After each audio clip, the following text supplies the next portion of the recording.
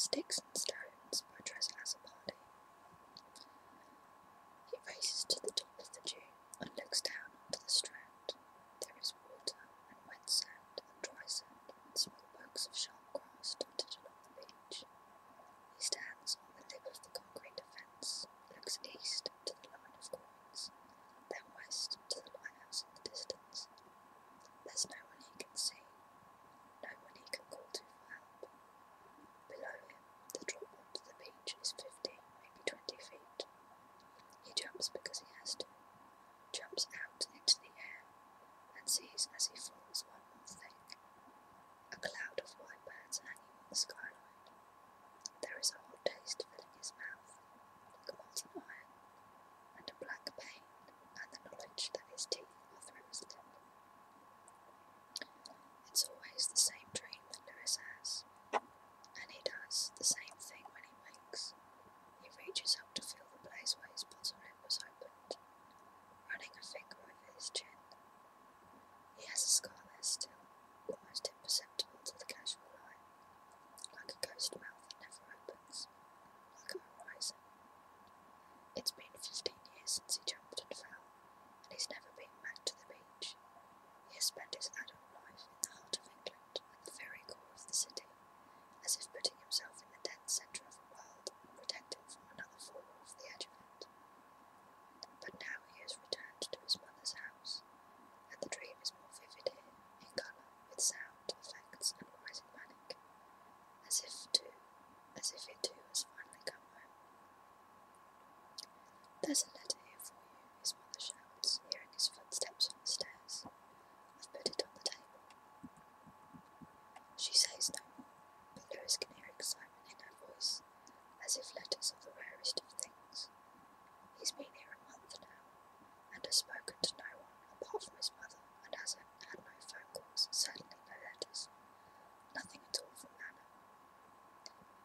He pictures her lying in their bed, her face shocked and tearful, just as the morning he left her. He takes his mother tea and finds her sitting in the back of the house, facing the windows and the view over the strand. She has a woolen shawl wrapped around her nightie, and pink slippers on her feet. She looks unbearably frail. The days are getting longer, she says, nodding at the light creeping in over the sea. She has said this every morning since the first one. The idea occurs to Lewis that he might still be here come winter, when she'll say the nights are drawing in.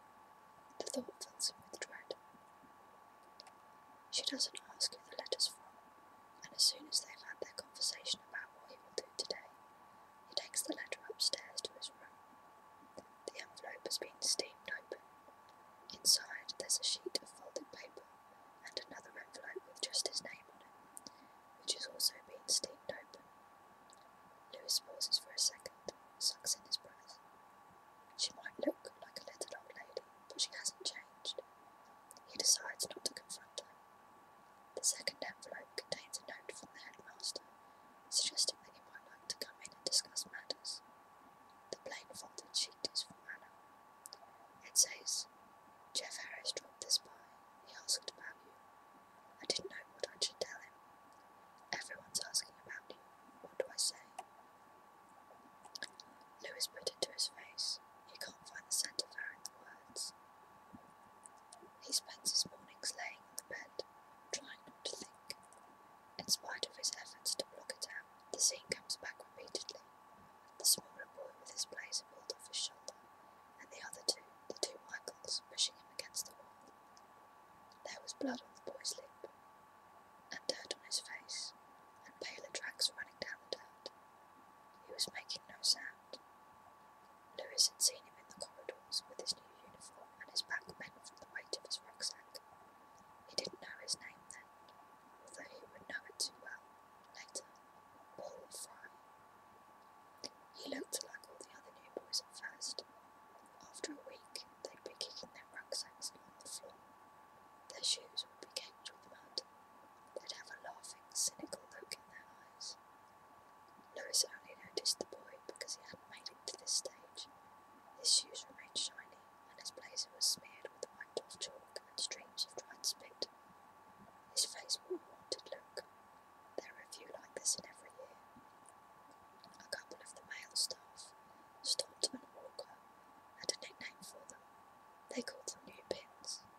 after a while simply pins, to denote the ones that would never fit in.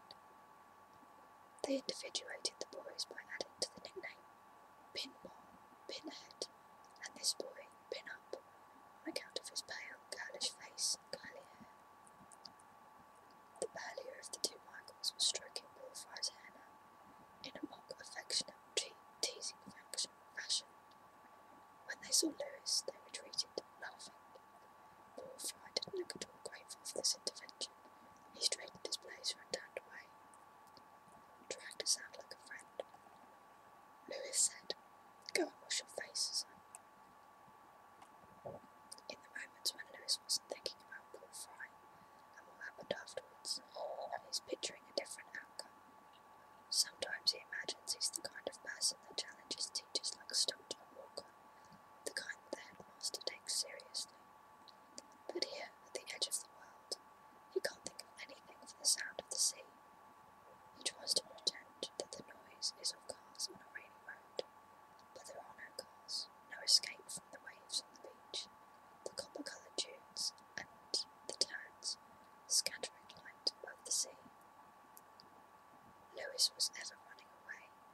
It's survival of the fittest, his mother said. She was exasperated with him, fed up of being called into the school. Try to fit in, she'd say, don't be such a baby. And finally, boys will be boys. It's human nature, it's survival of the fittest. After a while, Lewis stopped telling her it was easier. But he took her words literally, became expert at running away, honed his survival skills. And he was winning, he was surviving, until the day he ran out of corners and fields and places to hide, until the day Lewis ran out of land. Lewis had asked for the headmaster for a meeting. He'd been keeping an eye on Bullfry, observing but not interfering, and had made copious notes. He explained all of this to the head, who was interested, solicitous, even. Harris said he knew that there was a problem with the boy Fry. He'd like to take a look at Lewis's notes. It was managed. Lewis thought then, with great efficiency. The next day, Harris came round and found him after class. "The matter is in hand," he said. "Thank you for your vigilance." His bedroom looks exactly as he left it. The same small bunk in the corner, the wardrobe with the door that won't shut, the chest of drawers next to the bed. He pulls the drawers open, looking for paper. He'll write to Anna. Maybe she'll come visit him. The chest is crammed with his mother's clothes. In the last drawer, he finds a pile of old magazines and a small collection of pebbles. Each one is opaline white, round and smooth. "Rose quartz," his mother said when he bought her the first one. "Looks like any old stone until it's wet." Lewis had found it on his very first day on the beach. They had fled the city for a new life. They had fled his stepfather, a man who was too handy with his hands, his mother said. She said they'd run away to the end of the earth. She wasn't joking. Lewis picks up a pebble and licks it, tasting old salt and stale potpourri. When things were difficult, he would go to the Strand and find his mother a new piece of quartz. He was on his way to do that when he spotted the boys ambling slowly behind him.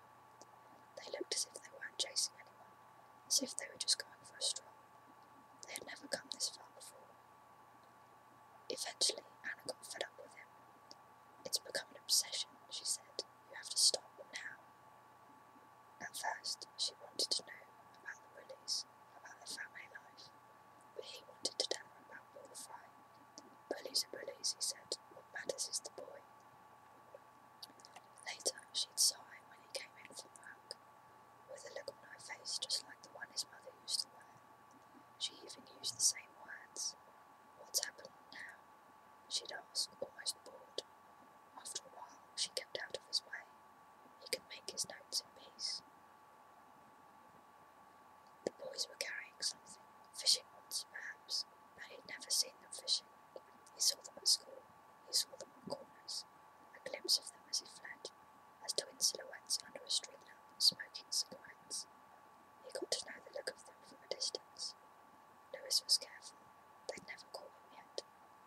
He glanced back over his shoulder. He couldn't be sure, were they fishing rods, or sticks, or iron bars. He began walking more quickly, sand coming in around his plimsolls, skidding on patches of wet moss in a panic, feeling the iron crushing his skull. So he was running now, up the dunes and over to meet the freezing wind of the sea. He will see water and wet sand and dry sand. He will stand on the lip of the concrete fence. He will jump because he has to. A broken arm, concussion, and 12 stitches in his lower lip. Lewis fingered the stitches as he would finger the scar, every day for the rest of his life. His tongue, bitter and thick, stopped him from telling his mother the truth. She talked about the nice boys who found him, how he would have to go and thank them when they're out of hospital. If they hadn't been there fishing, you could have laid there till the tide came in. They saved your life. Even when his mouth healed, and it was easier to say the words, she didn't believe him. It's all in your mind, she said, which is what the headmaster implied on Lewis's last day, after suggesting he should take some time off. It was the day before Bullfire was found. Lewis stares at the pebbles and understands what his mother felt: worry, rage, powerlessness. Survival of the fittest, she'd said. And just when she thought he would settled and happy at last, he comes back, except in her eyes, he has simply run away again. Lewis puts the stones in his pocket. He will stop running, he thinks. He has survived, after all.